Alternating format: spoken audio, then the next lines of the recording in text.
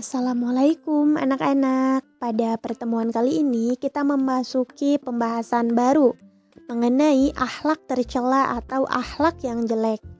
Akhlak tercela yang akan kita pelajari dan kita ambil hikmah atau manfaatnya yaitu kita belajar mengenai sifat kikir dan serakah. Tentunya sifat kikir dan serakah ini adalah sifat yang jelek yang tidak boleh kita miliki, bahkan harus kita hindari. Mari kita simak apa yang dimaksud dengan sifat kikir. Kikir merupakan salah satu sifat tercela. Kikir ini yaitu sikap pelit atau tidak mau berbagi dengan orang lain. Orang kikir biasanya memiliki harta tetapi tidak mau membantu, tidak mau berbagi, dan tidak mau hartanya digunakan untuk kepentingan ibadah kepada Allah. Seperti sedekah, berinfak, membantu orang yang kesulitan, membantu korban bencana. Orang yang kikir atau pelit biasanya enggan untuk mengeluarkan hartanya. Dan tentunya sifat kikir ini harus kita hindari karena dia merasa harta yang dia miliki adalah hasil kerjanya sendiri tanpa ada bantuannya Allah, sehingga dia enggan untuk mengeluarkan harta tersebut. Orang kikir selalu merasa takut kehilangan harta yang dimilikinya. Ia pun akan memiliki rasa curiga terhadap orang yang ada di sekitarnya. Ia beranggapan bahwa orang-orang yang berada di sekitarnya itu akan merebut hartanya. Bahkan ketika tidur pun tidak tenang, tidak nyenyak. Mengapa? Karena dia takut hartanya ada yang mengambil, atau hartanya akan hilang, atau terjadi sesuatu akan harta yang dimilikinya. Orang yang memiliki sifat kikir ini tentunya hidupnya tidak tenang, karena dia akan selalu memikirkan perihal hartanya. Dia tidak memasrahkan atau dia tidak merasa bahwa harta tersebut adalah berkat adanya Allah dan atas kasih sayangnya Allah. Orang kikir ini hampir mirip atau sama dengan orang yang serakah. Mengapa? Karena orang yang serakah pun sama, memiliki sifat enggan berbagi dan tidak pernah merasa cukup atas apa yang dimilikinya, selalu tidak pernah puas, sehingga dia enggan untuk berbagi. Orang yang serakah pun biasanya memiliki sifat kikir. Ketika dia telah memiliki banyak harta, dia enggan berbagi atau membantu orang-orang yang membutuhkannya. Itulah mengapa sifat serakah dan kikir ini sedikit mirip atau hampir sama. Karena orang yang serakah pasti memiliki sifat kikir. Begitupun orang yang kikir, orang yang kaya ini memiliki sifat serakah. Dia tidak mau berbagi karena ingin memperkaya atau ataupun dia ingin mengumpulkan hartanya tanpa dibagikan, apalagi jika sampai dibagikan untuk di jalan Allah seperti yang tadi disebutkan. Anak-anak, sifat kikir atau sifat serakah ini kita dapat mempelajarinya dari kisah Qarun. Qarun ini hidup di zaman Nabi Musa. Untuk lebih lengkapnya, mari kita simak video pembelajaran mengenai Qarun. Selamat menyimak. 83. Dalam kisah ini, Allah memberikan pelajaran tentang seseorang yang suka membanggakan diri selama hidup di dunia dan pada akhir hayatnya terkubur bersama harta bendanya.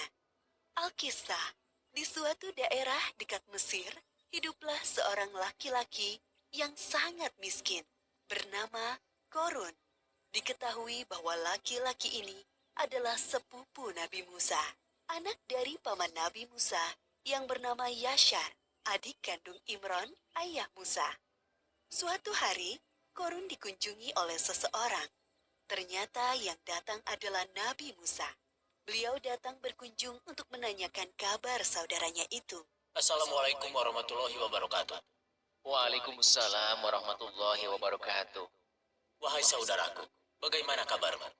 Seperti inilah keadaanku, wahai Musa. Aku sangat miskin, sampai-sampai tidak memiliki apapun untuk dimakan. Maukah kau berdoa kepada Allah Subhanahu wa Ta'ala agar memberikanku sedikit harta, supaya aku bisa bertahan hidup? Mendengar hal tersebut, Nabi Musa sangat iba dan berdoa kepada Allah agar saudaranya Korun diberi kecukupan harta.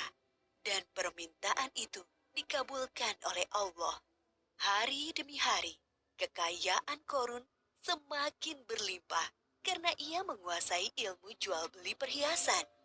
Namun sayangnya, semenjak menjadi orang kaya, Korun berubah menjadi orang yang sombong dan ria atau suka pamer. Wahai Korun, aku diperintahkan oleh Musa agar kau menyedekahkan sedikit dari hartamu untuk kepentingan amal. Enak saja. Semua harta ini aku kumpulkan dengan susah payah, dan kalian datang untuk memintanya dengan mudah. Kau sangat sombong, wahai Korun. Kami hanya meminta sedikit untuk diberikan kepada orang yang membutuhkan.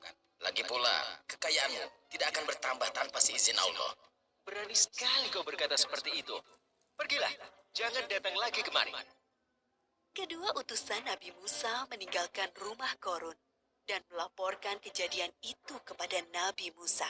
Hartaku sungguh sangat banyak. Tidak ada seorang pun yang bisa mengambilnya dariku. Sekarang, aku adalah satu-satunya orang terkaya di Mesir. Setiap hari, Korun selalu membanggakan dirinya. Ia sering berjalan-jalan keluar istana, mengenakan pakaian mewah, dikawal oleh para pria perkasa untuk berkeliling memamerkan kekayaannya. Untuk membawa kunci-kuncinya, tak sanggup hanya dengan satu pelayan yang berotot kekar. Wah, lihatlah Korun itu. Sekarang ia sangat kaya. Jubah yang dikenakannya berlapiskan emas yang sangat berkilau. Benar, saudara. Tapi sayangnya dia sangat sombong.